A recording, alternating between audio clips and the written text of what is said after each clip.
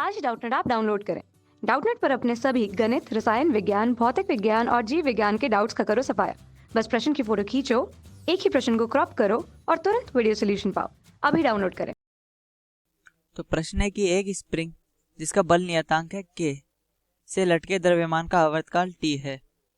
तो यदि स्प्रिंग को 3 समान भागों में काट दिया जाए तो प्रत्येक भाग का बल नियतांक क्या होगा, और यदि एक भाग से वही द्रव्यमान लटकाया जाए तो आवर्तकाल कितना होगा। तो आइए हल करते हैं इस प्रश्न को। तो चूंकि हमें सबसे पहले दिया है कि एक स्प्रिंग है,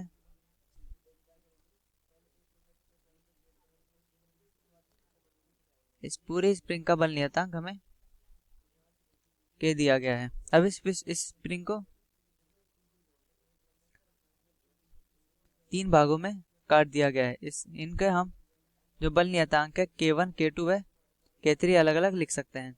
अब हम क्या करते हैं कि एक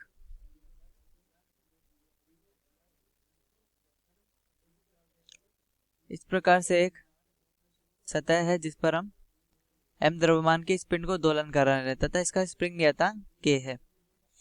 इसका स्प्रिंग नियतांक k होने की स्थिति में हम इधर लिख सकते हैं कि जो mg बराबर kx हो जाएगा, यानी कि x हमने जितना इसको खींचा है, k बोले तो इसका बल नियतांक, और माफ कीजिएगा mg बराबर kx नहीं, ये तो लटकाते वक्त होता है। तो हमने जो इसको खींचा है वह f बराबर माइनस kx लिखा जाएगा। अब हम क्या करते हैं कि ये तीनों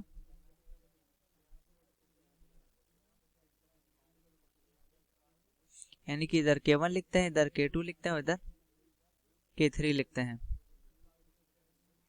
तो इन तीनों को लिखने के बाद हम इसको पूरा प्रसार करते हैं कि f बराबर माइनस k4x, x हमने उतना ही दिया है, तो इस वक्त जो बल लगेगा हमें वो निकालना है।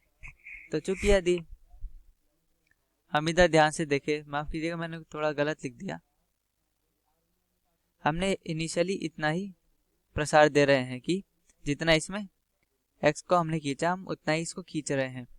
तो कुछ प्रसार k3 के पास जाएगा, कुछ प्रसार k2 के पास जाएगा तथा कुछ प्रसार k1 के पास जाएगा।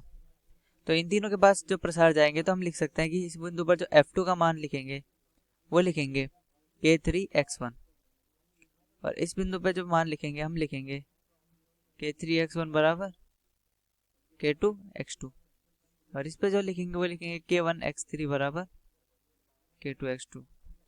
क्योंकि हम जानते हैं कि यदि प्रसार हमने x प्रसार से इसको m द्रव्यमान के पिंड को खींचा है तो इस पर x1, इस पर x2 और इस पर हमने x3 दे दिया है, और जो कि इस प्रकार से हमने लिखा है k1x1 k2x2 तथा ये।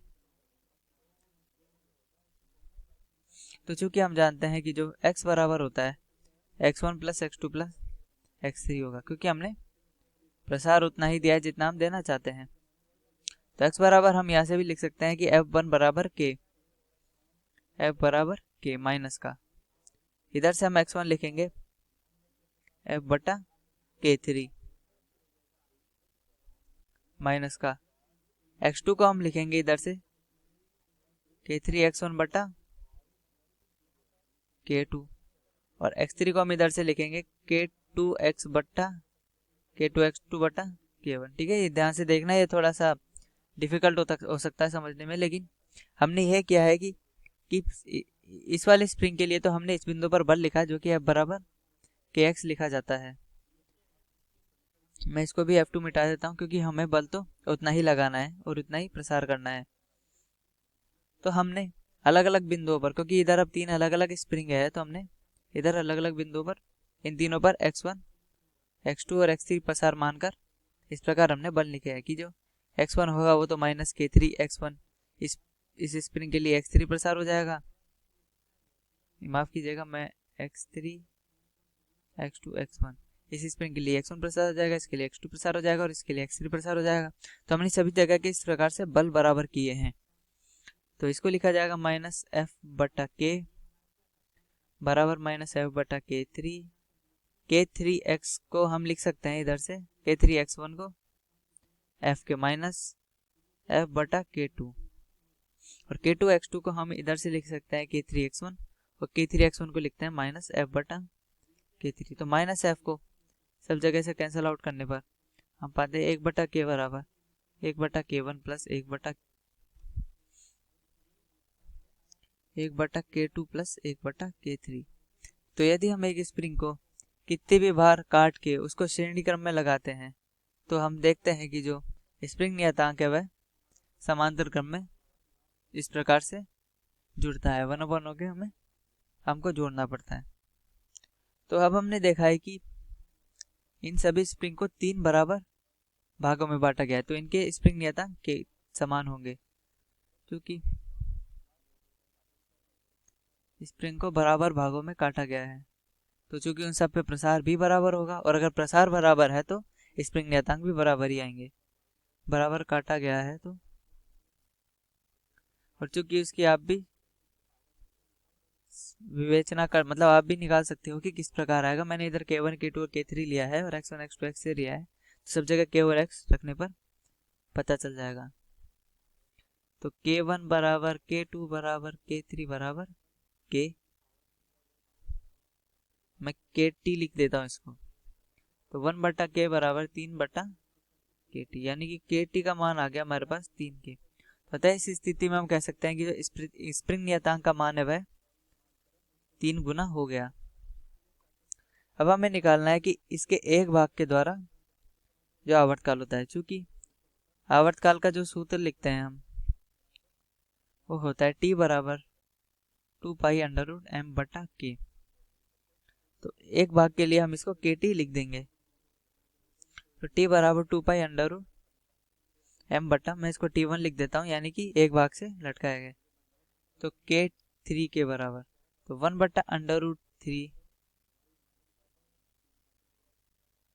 2π√m/k।